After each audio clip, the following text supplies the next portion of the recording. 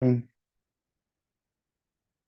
everyone, thank you for joining us again here on another episode of the Voices for Voices TV show and podcast. I'm your host, Justin Allen Hayes, founder and executive director of Voices for Voices. Thank you for joining us. So, this is your first episode, or if you've been with us since the beginning, if you can do us a big favor, and give us a big thumbs up on our YouTube, Rumble, um, Apple anywhere that you consume our TV show and podcast. That's something that is free that you can do that will help us as we continue that work to help 3 billion people over the course of my lifetime and beyond. The lofty goal, but I'm a just a lofty person uh, with some dreams and that and so that's where that comes in. So thank you for joining us here in the United States of America or anywhere else around the world. Thank you for joining us.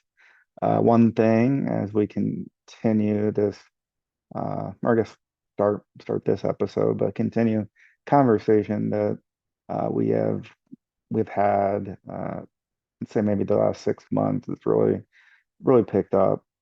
Uh, And we mentioned in an earlier episode that, being a, U.S. citizen is is awesome, and I don't take it for granted. Our board, our guests, who are, U.S. citizens here, uh, we don't take that for granted. And if you're from another country, I bet you don't take your citizenship for granted. And with that, here in the United States, we have something that's called the Constitution. And it's something that was our founding fathers put together. And there are topics called amendments. And the first one is called the First Amendment, right? So really, really fancy terminology, right? First Amendment, freedom of speech. I cannot like what you say. I can disagree, and that's okay. That's covered under the Constitution, free speech. And so, just as that is the case, so too is the case that I have the right as a U.S. citizen, as do our guests that we have on the show that are U.S. citizens. We have the ability and have that protection of free speech. Secondly, we have something that's called public concern. And part of that is if there are incidents, topics that could really have society, uh, it could it has the opportunity to hurt other people. Uh, and we talk about one in specific. I'm not.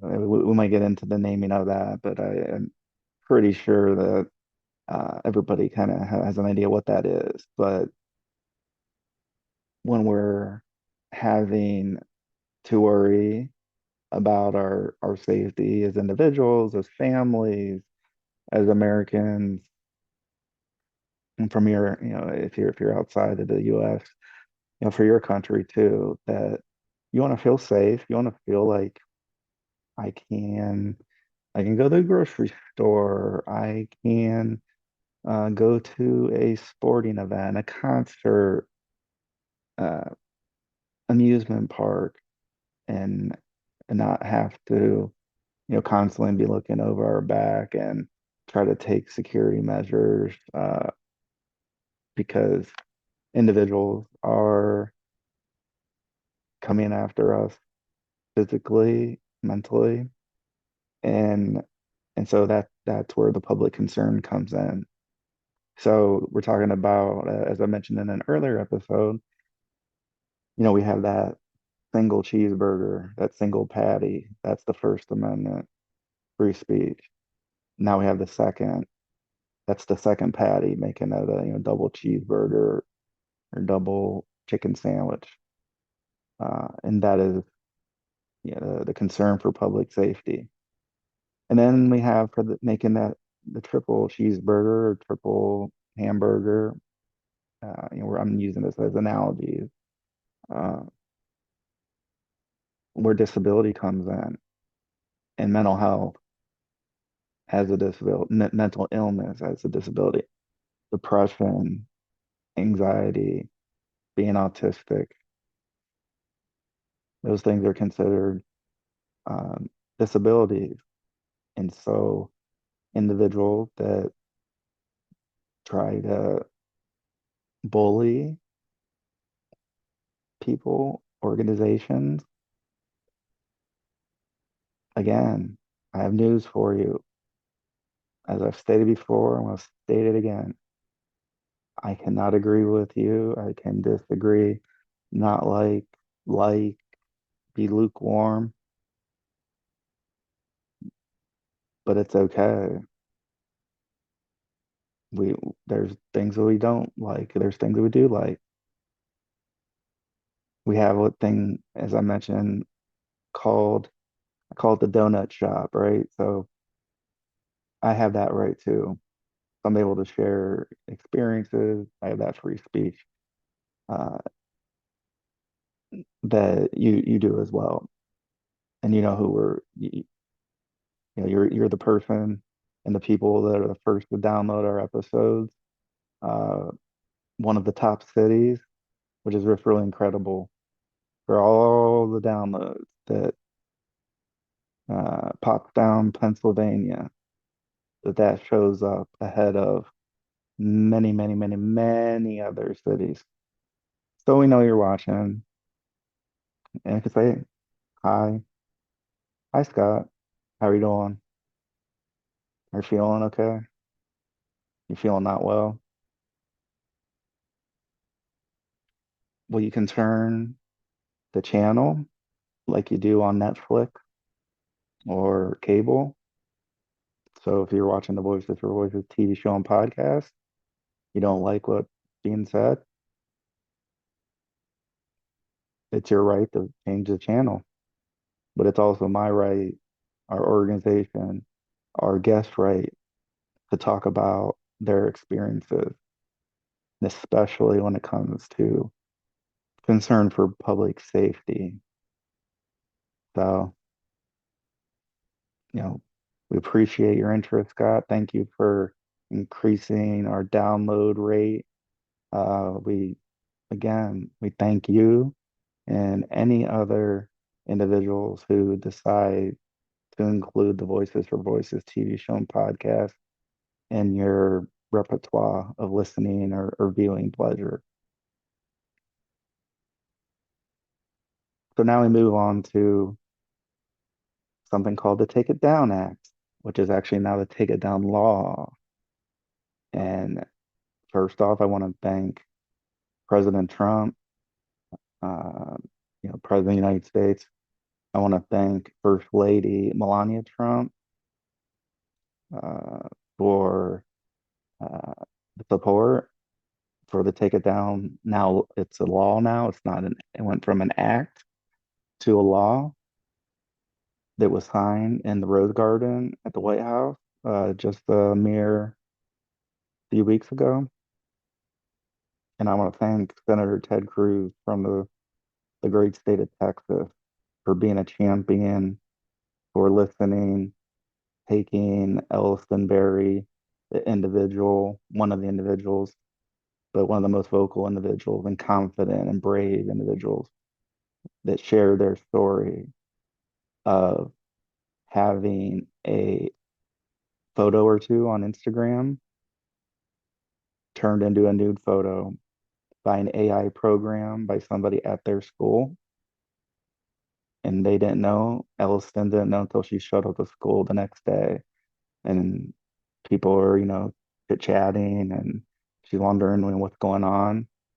And so, Senator Ted Cruz, you were and are the champion of getting this legislation from nothing to the Take It Down Act to now the Take It Down law. To now it's a federal law. And so what does that mean? It means big tech has to take down altered images, not just for Taylor Swift and people with money like you, Scott. It's not just for you, it's for everybody, all United States citizens. So big tech has to do that within 48 hours, take down those pictures. It just has to happen. That's the law. You might not like the law, but that's the law. Thank you, President Trump, for that. Thank you, Senator Cruz. Thank you, Amy Klobuchar. It's bipartisan. And also, not just the photos have to be taken down in that period of time, but individuals that are doing the dirty deed of changing these photos, uploading without permission, taking purely innocent pictures or what were perceived as private pictures.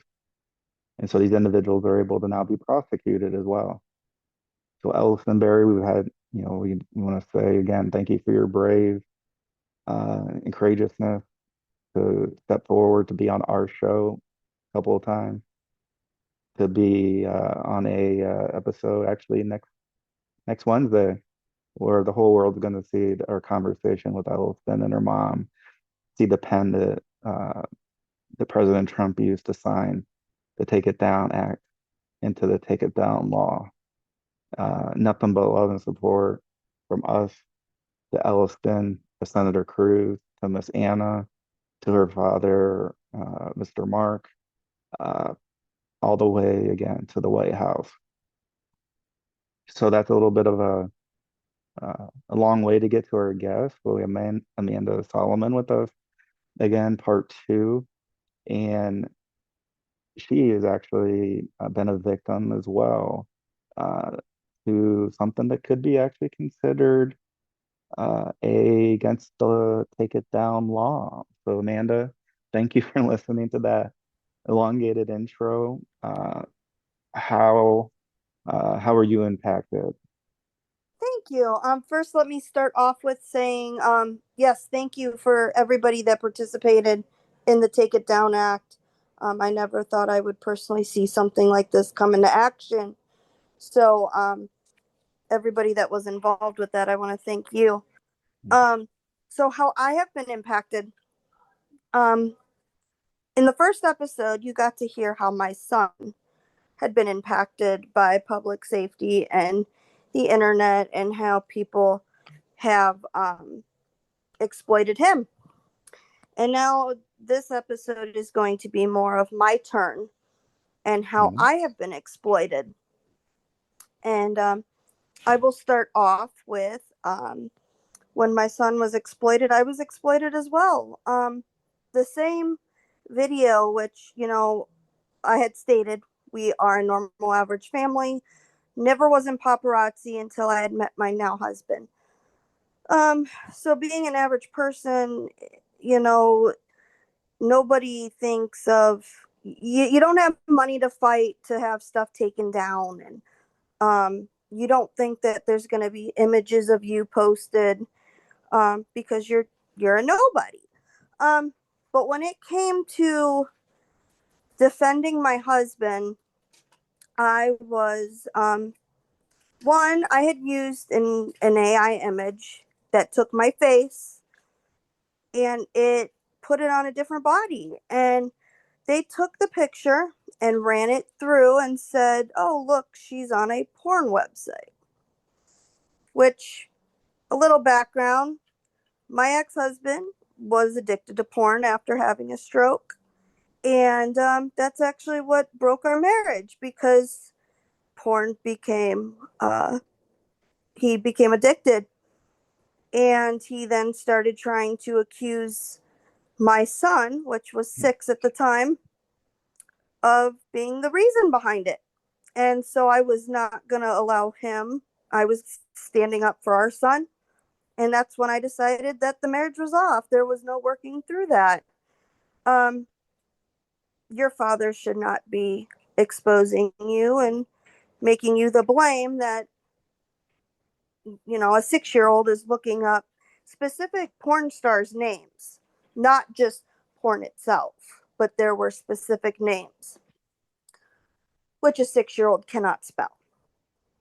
Um, so moving on, then when I defended my husband and his victim, and they did a video on me stating that I'm a porn star. And the same time, I was finding out that I had Pornhub charges on my account for almost $3,000. It ended up being 2,958 exactly. Mm. And this is all coming out the same week that this video was made. And like I had just said, dealing with my ex-husband, I would never allow that. I would never even condone. And so I have these charges. So I call my bank. Mm. And I'm finding out they said, we're going to send you a code to your phone number. And they said the phone number ends in O dot dot dot. Mm-hmm. And I said, that's not my phone number. And this is the only bank account I've ever had. I've never changed my phone number. I did a background search on the one person that has been harassing my husband. And sure enough, the last 4 digits match the same number that the bank just asked me was my phone number.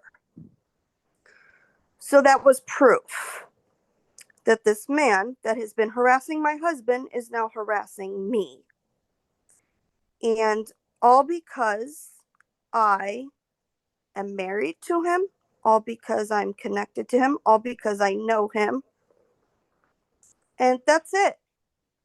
I was also in the middle of my divorce. My mother had contacted me telling me that this man, Brian Davis, deserves to have custody of my son. What? Oh, Yeah, this man.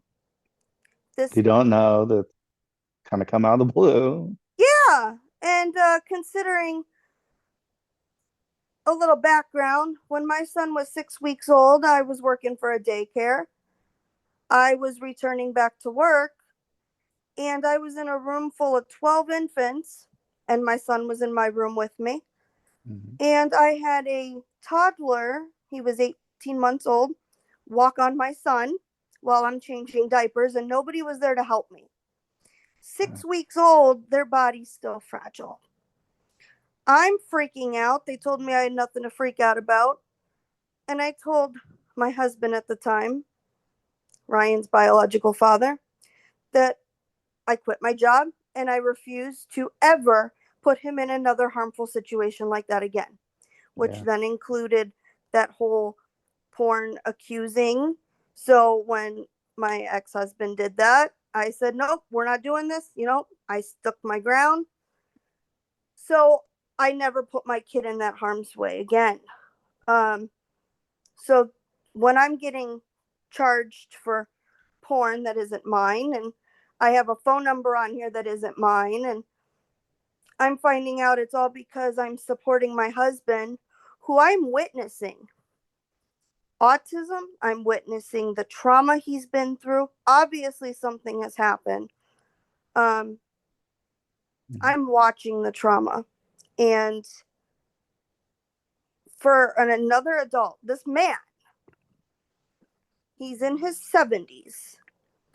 And I'm told by my own mother that this man deserves custody of my kid. Mm. This man that has never met my son. I never even heard of the man until I met my now husband. Um, there's something wrong here. Major. So, I start questioning my mother's sanity. I'm questioning this man who just randomly wants custody of my kid. What does a 70-some-year-old man want to do with a 6-year-old? And it can't be anything good. And they have their own family. So Yes. also for our viewers and listeners, it's not a situation that they don't have children of their own. They Yes. do. They have their own children. They're adult children, so they have grandchildren as well. There is no reason to want my child unless it's for predatory reasons. So, um, we have that to deal with. So it's not the fact that I had become this person's enemy. This person seeked me out, and this person had a vendetta because of my husband and used me. And I became a victim, and I had no business. It doesn't matter if you were mad at my husband. Mm-mm. The thing is people don't realize that, like, you can have your own life in separate accounts. Mm-hmm. My husband is not connected to anything of mine. So to go into my own bank account and change my phone number to yours and want my child that has nothing to do with my husband, you are now attacking the wrong person, and you're crossing into that legal lines. Like, I don't care what kind of past you had with him before, Mm-hmm. but a child has their own safety. I should have my own safety. If you have a vendetta, that's fine and wonderful. But now you're going into victims here and innocent lives. And this is where innocent people are harmed, killed, beaten. I mean, this is where human trafficking takes a whole turn. My kid would have never been in the view of this man, all because of just meeting my husband. And it can happen to anybody. Just Anybody. like we stated in the first episode, it can happen to you, it could happen to anybody. And now, just because you associate with somebody, all of a sudden you become a victim. Kind of fast forward, I have another situation as well. Please. Um, so I was in a relationship in high school with a guy I thought I was going to marry, and everything was great and wonderful. Until I happened to notice some abuse red flag signs. Mm. Um, his name is Kevin Cappity. He got into an accident. It was his senior year of high school. I had graduated a year or two before. And he flipped his truck. We didn't think he was going to make it. Oh. And within a month or two, he ends up buying a whole brand new truck. He thought that when I told him I was moving up and trying to get a full-time job, I was going to go to school, get my own first credit card to start getting credit so we can settle down, establish ourselves. He said Mm-hmm. no. Mm. And I'm like, why? He wouldn't give me a reason. I ended up getting my very first cell phone that had a contract. He didn't like that either. He didn't like the fact that I was moving up in the world. It was weird. So I broke it off because I was seeing the abusive signs that he couldn't be better than me. He had to have the truck, he had to have the better job. And then it got to the point where we were only seeing each other once a week.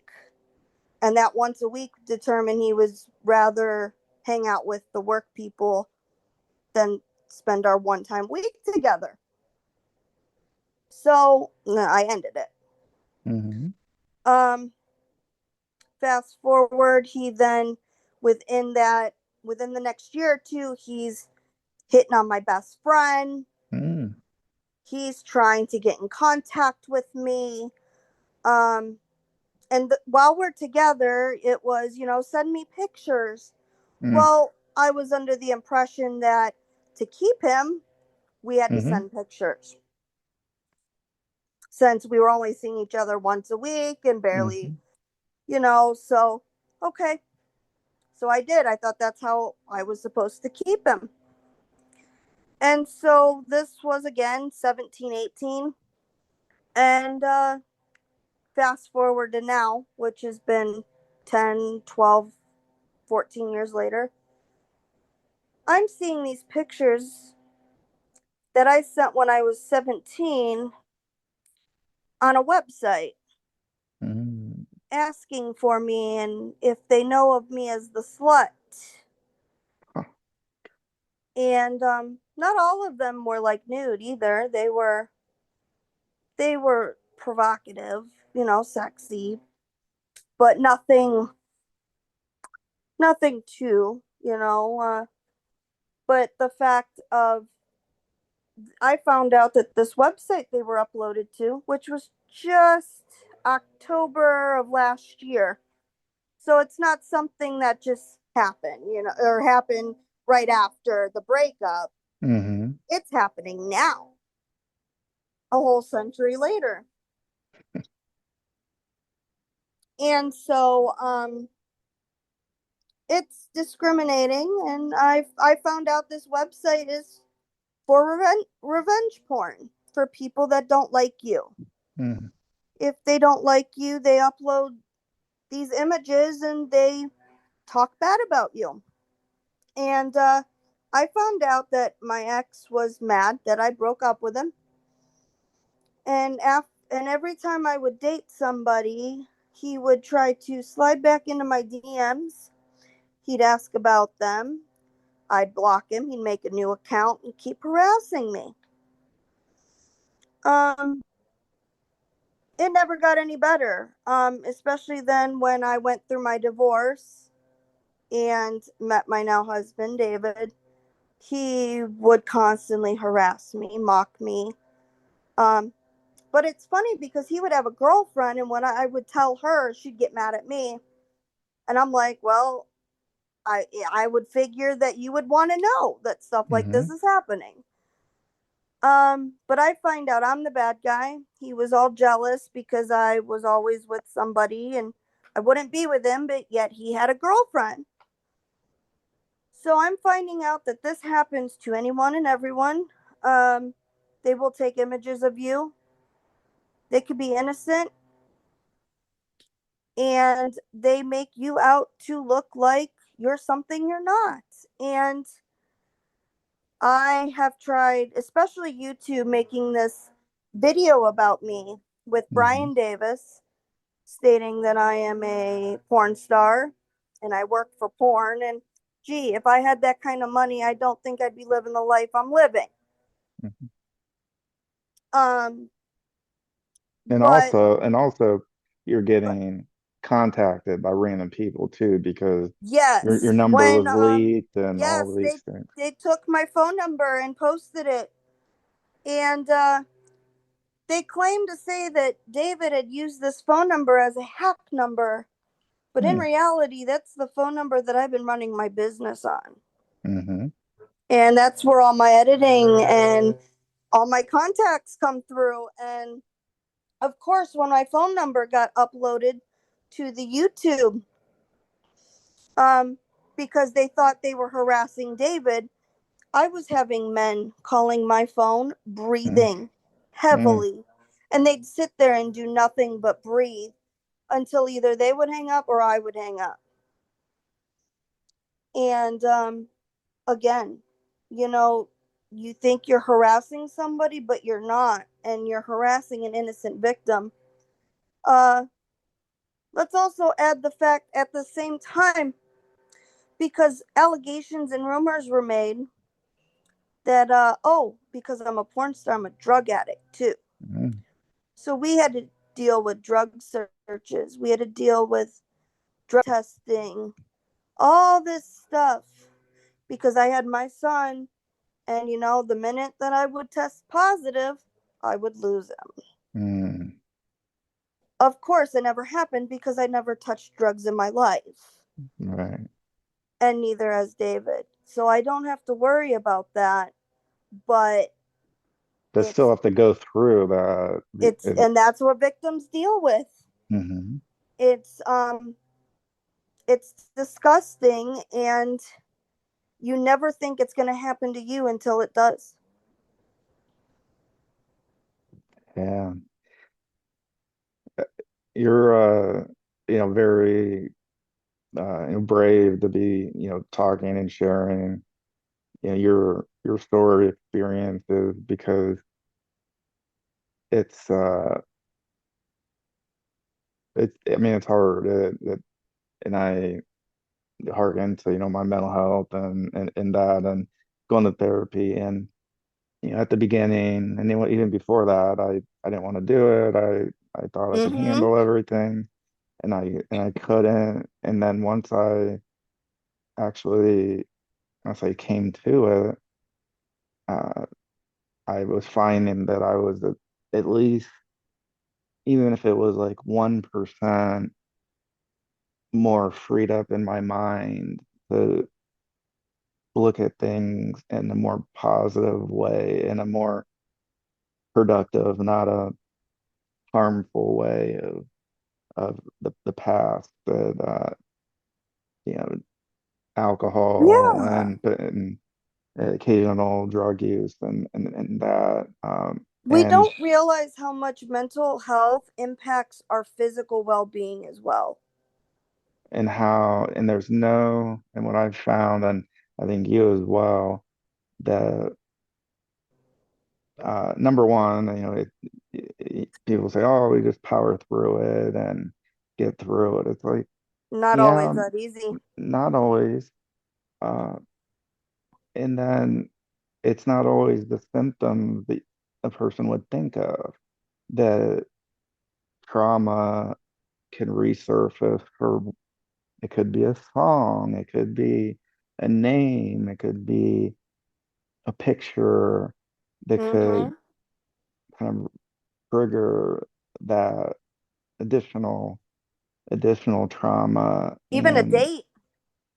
yeah, anything, yeah. A day reading an article, seeing a picture, somebody that's going through something similar, and it's like, oh my gosh, and then you're thinking, oh, and then, like you said, with like a song, it's like, oh, well, this was, these things that start connecting, and so you're brave to be able to, talk about these things because I mean, it's they're, when we talk about these types of things, I mean, they're sensitive, they're Well, personal. I'm always one to keep stuff to myself. I'm not one to I'm an internal person. That's what I think David and I work so well. Hmm. David is a more social bird. I'm not. I'm the type that you'll be sitting at breakfast and I'm like, don't talk to the person next to you, mind your business. Yeah, They're enjoying themselves, like just mind your business. mind your business. But then I watch him interact with people and he'll be like, I made a friend. And I'm just like, how? Like How? he's like, but you gotta actually talk to people. And I'm like, nope, nope. Hmm. Like I'll stay in my bubble. But like because I'm safe that way. And Hmm. I'm learning through these years of trauma through this ex Kevin. He like I stated, he keeps making accounts. Hmm. Actually, around the time that this whole porn stuff started, I had, go figure, a name asking me about my boudoir photo shoot that I did. I did one for my ex-husband years ago. Hmm. And this one person seemed to know that I did it. My ex, Kevin Cappity. And it's ironic that a Byron Mavis, just Mm. like the name Brian Davis, how Oh. ironic, messages me about getting access to these pictures and harassing me.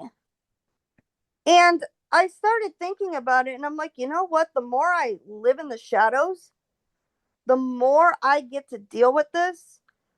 And if I actually come out and talk about it, There are Hmm. other people dealing with this too. Yeah.